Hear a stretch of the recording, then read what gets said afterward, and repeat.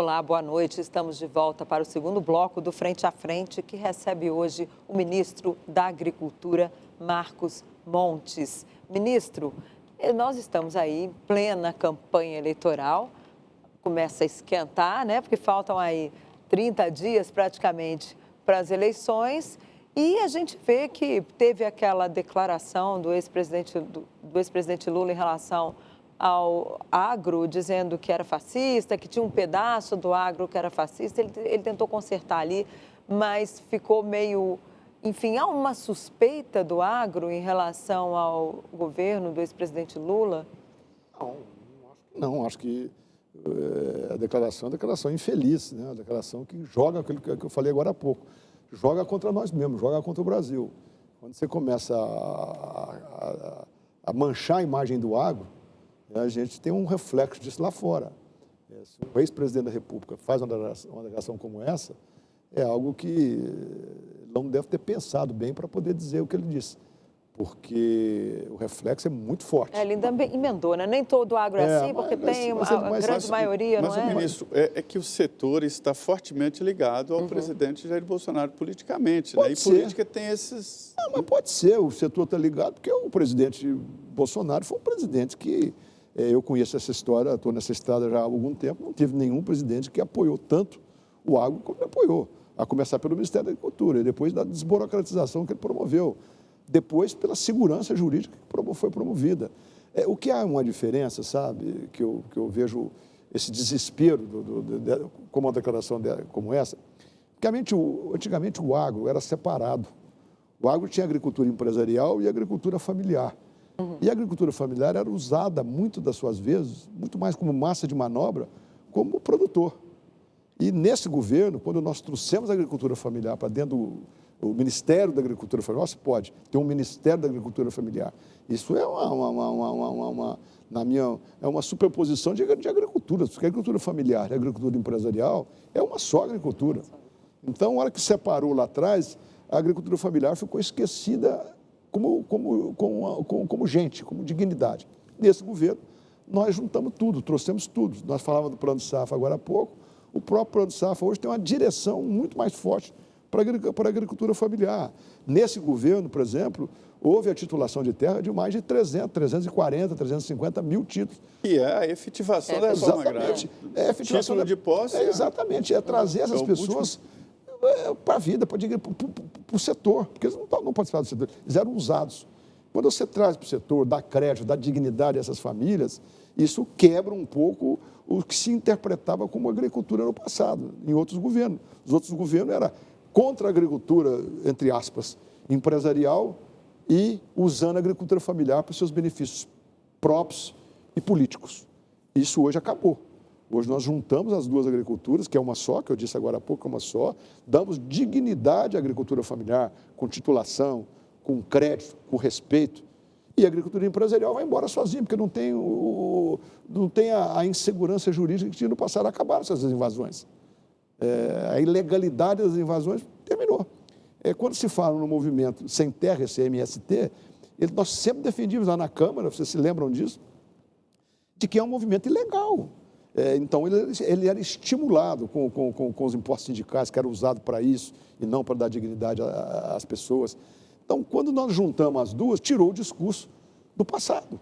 Tirou o discurso que a agricultura familiar era de um lado e a agricultura empresarial de outro lado. Não é. Nós somos tudo a mesma coisa. É só perguntar hoje aos agricultores familiares a diferença do tratamento que se tem hoje. O senhor citou o MST, como é que está a convivência com o movimento? Não tem, porque eu acho que terminaram, acabou. Eu não tenho convivência com algo que está praticamente inoperante, porque ficaram sem o estímulo, né, sem financiamento. Sem financiamento, que é tirado de todos os produtores, que eram os impostos sindicais, que isso foi feito na reforma, nem foi no governo, foi no governo do presidente Temer.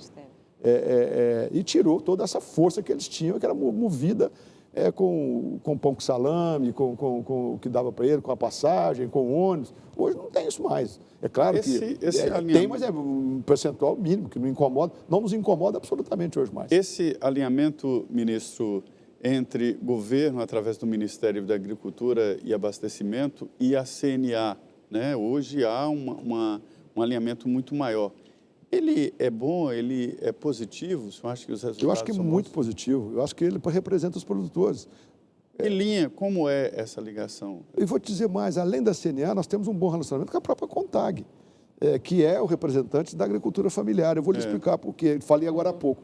Quando nós discutimos o Plano CONTAG é a Safra... Confederação dos Trabalhadores da Agricultura Familiar. Quando nós discutimos o Plano Safra, várias reuniões com a nossa equipe da Secretaria de Política Agrícola e com eles, o recurso que eles imaginavam, acho que eles nem acreditavam que ia ter, eram 50 bilhões. E para surpresa deles e nossa também, para nossa alegria, em vez de 50, nós oferecemos 53. Nessa reformulação que fizemos há alguns dias, de 53 passou para 60, ou seja, 10 bilhões a mais do que eles pediram, que eles nem acreditavam que teriam. Para a agricultura familiar. Para a agricultura familiar. E na CNA, o que eles pedem? Qual é a exigência? Não, a CNA é uma instituição que representa todos os produtores, familiar, empresarial, que tem uma parceria com o Ministério da Agricultura, projetos e programas que nós trabalhamos juntos, em linhas... E além de influência na área legal, né, da regulamentação, regulamentação, nós temos consultores. né? Hoje o presidente João Martins... A estrutura da CNA é fantástica. Quais são os principais programas hoje que, em conjunto entre a CNA e o Ministério da Agricultura? Eu vou te dar um que resume todos. Nós temos isso é outra coisa da agricultura familiar. Nós temos um grande projeto que iniciou-se lá atrás com a ministra Tereza, que chama-se Agro Nordeste. Nunca ninguém fez um programa voltado para o Nordeste, de agricultura, de incentivo, de assistência técnica, de acompanhamento, de produção. E nós fizemos em parceria com a CNA. A CNA é a grande parceira desse projeto. Existem outras entidades, mas a CNA é a grande, vamos dizer, tocadora desse projeto, junto com o Ministério. Nós temos a ideia, criamos a ideia, a CNA se incorporou a esse programa e hoje nós temos lá um atendimento de milhares de famílias pelo Agro Nordeste, que está crescendo. E agora estamos projetados já para os próximos... Já está pronto, já está em fase de conclusão, o Agro Norte, também em parceria com a CNA. A CNA, na presidência do Dr. João, senhor João Martins, ela deu um salto de qualidade também. Ele se preocupou, pois assim, toda a sua estrutura montada para ajudar em projetos polêmicos, até no mercado internacional, a CNA tem nos ajudado. Lá no começo do governo, só para você ter uma ideia, quando houve ali um desencontro com os embaixadores dos países árabes, não sei se você lembra disso, a CNA fez um jantar e chamou todos os embaixadores dos países árabes, junto com o Ministério, junto com toda a equipe do Ministério, e podendo ali fazer um papel de quase de ponte, um ministério, uma ponte de um Ministério de Relações Exteriores. Então, o CNA tem um papel, sem dúvida alguma, muito importante, e o doutor João faz um trabalho realmente exemplar, como a OCB também o faz. O fiscal Eugênio Ladeia, lá da região do Vale do Jequitinhonha, ali de Almenara, eles falam lá, ministro, da dificuldade de fiscalização. Há uma redução do número de fiscais? E aí acaba... O Eugênio tem razão, o Eugênio tem toda razão. Nós estamos vivendo sob o teto do fiscal, nos colocando a espada no pescoço. O presidente... E qual é a providência? A providência é nós conseguir convencer mais um pouco o Ministério da Economia para que concursos possam ser feitos. O Ministério da Agricultura é um ministério velho. Assim, não é intencional, né? Não, há uma redução, sim. É por aposentadoria mesmo, as pessoas foram envelhecendo, foram saindo e não se contratou mais. E não mais. se repôs isso. Nós estamos pedindo, o Ministério da Economia está fazendo o possível, existe uma saída, que são os temporários que nós conseguimos, mas nós precisamos fazer um concurso. Esses são dois pontos que nós precisamos realmente bater pesado com a economia depois do Plano Safra. Um é a contratação de novos funcionários, que são fundamentais, o Eugênio tem razão, e outro é a questão do seguro. São duas linhas. Porque o seguro virou... Porque antes não tinha uma tradição, né, no Brasil, do seguro agropecuário, né? O seguro hoje provavelmente seja a peça, a ação mais importante do agro brasileiro hoje, principalmente para o médio e para o pequeno. Já existe um seguro, que é um seguro que faz para o Pronaf, que é o Proagro. Nós queremos, estamos estudando, que está no Banco Central, não está conosco, mas nós estamos querendo realmente juntar essas duas ações, fazer um grande programa de seguro com mais volume, e isso a gente aumenta a área segurada do Brasil, que é baixa ainda, e isso cria uma condição, é isso que nós tentamos explicar ao Ministério da Economia, até de diminuir no futuro algumas ações de refinanciamento, porque quando você está segurado... Caso de seca, né? Porque o Brasil tem sofrido muito com seca. É seca, alagamentos, né? Que acaba perdendo... Pegando fogo.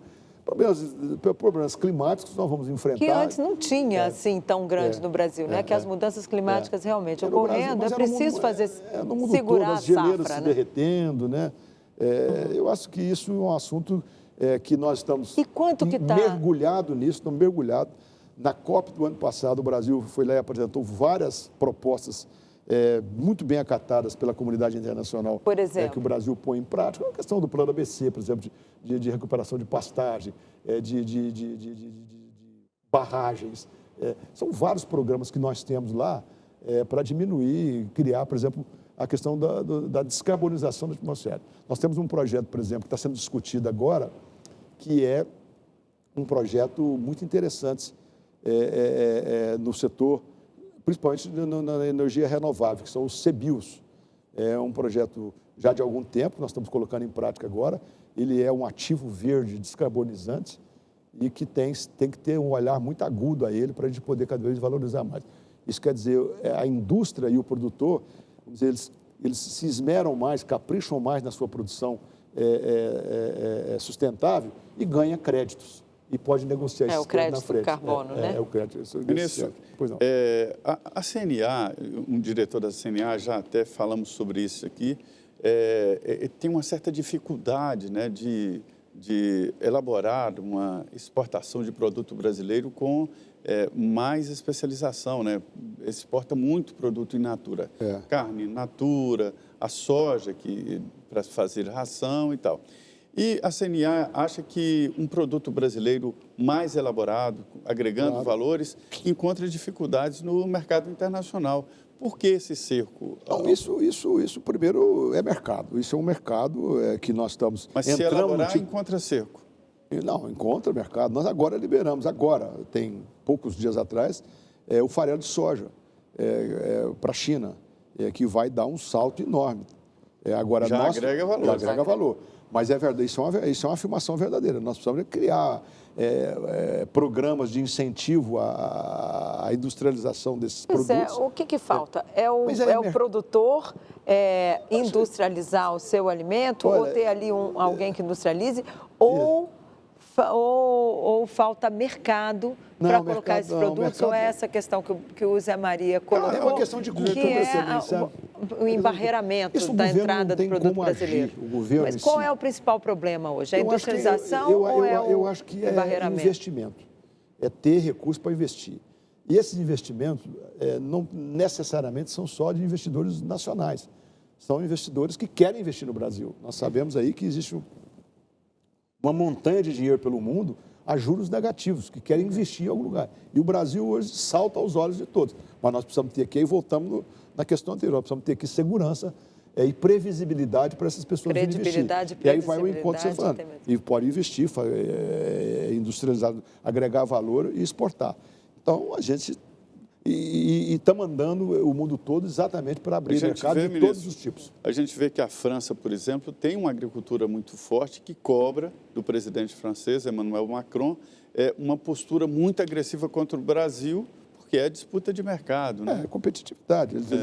Eles agora estão vivendo um momento que acho que o discurso vai diminuir, vai abrandar um pouco. Porque... A ministra Tereza Cristina, que foi a antecessora do senhor aí, ela abriu fronteiras aí para a agricultura brasileira.